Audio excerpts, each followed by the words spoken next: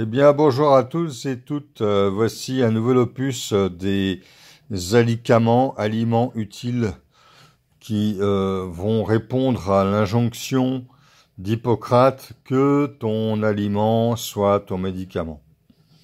La carotte est une racine. On voit ici la partie aérienne qui démarre de la carotte. Tout ce qui est ici, bien sûr, est en terre, comme chacun peut savoir. La carotte est un aliment riche en vitamine A, ce qu'on appelle le bêta-carotène. Et le bêta-carotène va favoriser la vision nocturne, mais aussi la peau et la cicatrisation de la peau. Mais la carotte a beaucoup d'autres propriétés médicinales. Elle contient un petit peu, une petite fraction d'huile essentielle, même si c'est la graine qui en contient le plus et dont on distille d'ailleurs, qu'on distille pour obtenir l'huile essentielle de carotte. Dans l'huile essentielle de carotte, il y a du carotol. Le carotol est un principe actif régénérant hépatique. La carotte, effectivement, elle-même est un régénérant hépatique.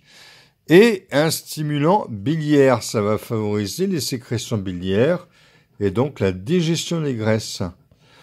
On peut aussi affirmer que la carotte est un excellent anti-anémique qui va renforcer le sang, la structure du sang.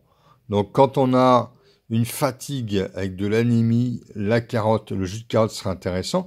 Et puis le jus de carotte est également, ou la carotte crue, est également un excellent régulateur du transit intestinal et de la flore intestinale.